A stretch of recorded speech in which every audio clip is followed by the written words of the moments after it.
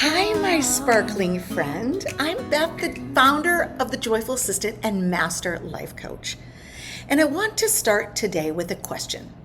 If you're an executive assistant or virtual assistant, when was the last time you asked yourself if you were actually enjoying the career you're working so hard to build? Not, is my executive happy? Did I answer every email? Did I fix the calendar? Did I meet that deadline? Did I remember everyone else's priorities? I'm asking, how are you doing? Because assistants are absolutely amazing at taking care of everyone else. We anticipate, we organize, we solve, we remember. We calm people down. We make things happen behind the scenes that sometimes nobody even realizes needed to happen. And somewhere in the middle of being indispensable to everybody else, we can slowly disappear from our own lives. And that is exactly why I created the Joy First framework. I've spent decades supporting executives, entrepreneurs, and business owners. And I've learned something. You can be incredibly successful at what you do and still be exhausted. You can have amazing clients and still have terrible boundaries. You can make great money and still feel like you're constantly chasing the next thing. You can be the person everyone depends on, and then you quietly wonder, is this really how I want to live? And I don't believe it has to be that way. I believe you can be exceptional at your work and have energy left for your life. You can serve people beautifully and have boundaries. You can be ambitious and peaceful. You can make money and enjoy how you're making it. You can use technology and AI and become even more valuable because of the human qualities that you bring to your work. And that is Joy First. And I didn't learn this from a textbook. I lived it. There was a point in my career when my operations position ended, and suddenly I had to figure out what came next. I was a single mom. I borrowed $8,000 and I started my own business. And believe me, I did not have some beautiful master plan called the Joy First framework. I was trying to build a business. I worked, I learned, I took chances. I supported some incredible people. And over the years, something became very clear to me. The things that created the greatness and the greatest success in my career weren't always the things I thought they would be. It wasn't doing more and more and more. It wasn't being available every single second. And it certainly wasn't being perfect. It was relationships. It was energy, trust, confidence, knowing my value, learning to protect my time, and bringing genuine joy into the way I served people. Those lessons eventually became the foundation of what I teach today. And they became the 4 pillars of the Joy First framework. So let's start with pillar number 1, reset your energy and boundaries. Because before we talk about abundance, before we talk about the confidence, before we talk about becoming irreplaceable, we have to talk about your energy. You cannot keep pouring from an empty cup. And assistants are professional pourers. We give to the executive. We give to the client, the team, the family, the inbox, the calendar. And sometimes there just isn't much left for us. So pillar number 1 asks you to stop and look at something we often ignore. Where is your energy actually going? What's lighting you up? What's draining you? Where are you over giving? Where are you automatically saying yes when something inside you is screaming no. And what would happen if you gave yourself permission to choose differently? We work with energy audits, permission practices, boundaries, release practices, and practical ways to begin protecting your peace. And I want to make something very clear. Boundaries are not about becoming difficult. They're not about caring less. In my experience, healthy boundaries can actually make you better at what you do.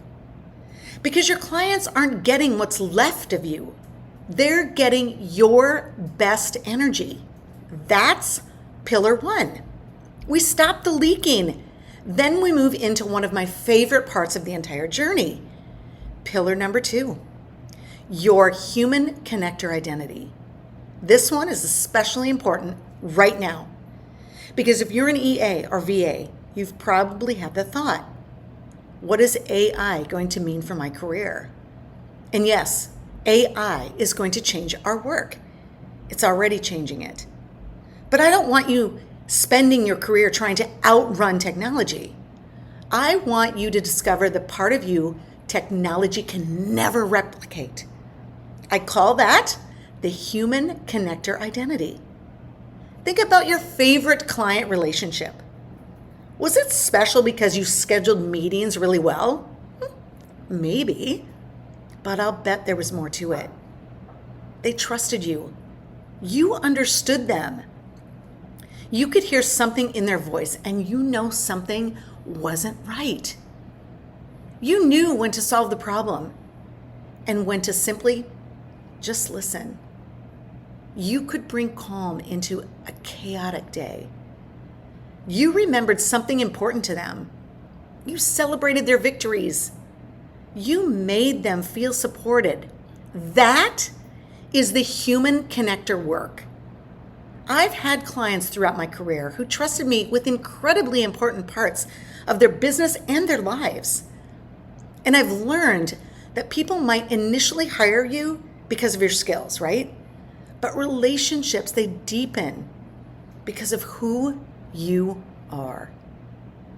Pillar 2 helps you uncover that person, your strengths, your joy, your identity, the old stories that may be holding you back, and the human connector you want to become. Because I don't want you thinking, how do I compete with AI? I want you thinking, how do I become even more human? Then we get to pillar 3, step into abundance. Oh, I love this one because abundance isn't simply about money. It's about possibility. It's about moving away from, what if there aren't enough clients? What if I raise my rate and they leave? What if I'm not qualified enough? What if somebody else is better? And beginning to ask, what do I actually want? What kind of clients do I want? How do I want my days to feel? What do I want to earn? What kind of freedom do I want? What kind of life am I trying to create? I remember learning one of the most important business lessons of my career when I was worried about lowering my rate. My mentor essentially reminded me, don't automatically lower your value. Find another way to work within the client's needs. And that lesson stayed with me. Because sometimes we negotiate against ourselves before anyone else even gets the opportunity. In pillar 3, we begin changing that. We explore abundance thinking, your relationship with worth and receiving, law of attraction practices, scripting visualization, money blocks, and inspired action. Because I don't believe manifestation means sitting on the couch thinking happy thoughts and waiting for a fabulous client to knock on my door. There's action involved, but it's aligned action. You get clear about what you want. You begin believing that something different is possible. And then you start making decisions that support that vision. That's when abundance becomes more than an idea. It becomes a way of moving through your career. And then we arrive at pillar 4. Stay in that joyful flow. This pillar exists because I don't want you to feel wonderful while taking a course, and then 3 weeks later, you're right back where you started. Because we all know what happens. You create the boundary. You're exercising. You're taking a lunch. You're feeling fantastic. And then Monday, your executive schedule changes. A client needs something ASAP. Your inbox explodes. Someone else's emergency becomes your emergency. And suddenly, all those beautiful intentions disappear. That's real life. So staying in joyful flow isn't about pretending everything is wonderful all the time. It's about knowing how to come back to yourself when life knocks you off center. We build daily joy anchors. We practice gratitude. We celebrate wins, big and small. We create practices that helps joy become sustainable. Because I want you to stop treating joy like something you'll get to after the deadline or after the launch or after the inbox is empty or after everyone else is happy. My sparkling friend, the inbox is never going to be empty. There will always be something else. Joy, it has to become a part of how you live now. That's pillar number 4. So when you put all 4 together, something really beautiful happens. Pillar 1, you stop giving all of your energy away. Pillar 2, you rediscover who you are and what makes you an irreplaceable human connector. Pillar 3, you expand into abundance, possibility, confidence, and a bigger vision for your life. And pillar 4, you learn how to sustain it. That's the Joy First journey. And I've poured so much into creating this experience for you. The complete Joy First framework includes approximately 10 hours of video coaching and 290 pages of workbook material designed to help you do so much more than simply just watch a course. And I didn't want you to feel like you were doing this journey alone. I've also included personal office hours where you can join me, ask questions, get a little help with your workbook or homework, talk through something you're working on, or simply gather together with others who are on their own Joy First journey. I really want this to feel like a place where you can learn and grow, connect, and know that you have been and have support along the way. Because I don't want you to simply watch the videos. I want you reflecting. I want you writing and questioning. I want you practicing and creating. And most importantly, actually applying what you're learning to your career and your life. This isn't something that you simply consume. It's something I want you to experience. And here is the beautiful part. You don't necessarily have to begin with everything, right? Maybe you're watching this and you're thinking, you know what, Beth, my biggest problem, it's energy. Okay, start with pillar 1. Maybe you're doing fine with your boundaries, but you've lost confidence in what makes you valuable in an AI-driven world. Okay, explore pillar 2. And maybe you're ready for bigger opportunities.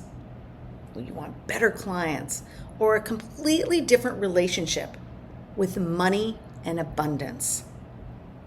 Pillar 3, it may be calling for you. Or maybe you've already done a lot of personal growth, and your challenge is making those changes last. That, my friend, is pillar 4.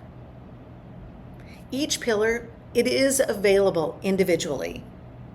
So you can absolutely start with the area where you need the most support right now.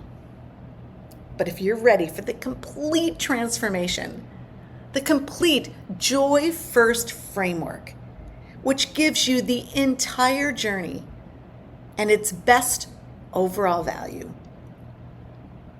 Because these 4 pillars weren't created as for random courses. They were designed to work together. First, we protect your energy. Then, we rediscover who you are. Next, we expand what's possible for you. And finally, we learn how to keep that joy alive. So I'm not going to teach you everything that's inside the framework today. Where would the fun be in that? Instead, I want to leave you with one question. What would change in your career, and maybe even your life, if you started putting joy first? Would you have more energy?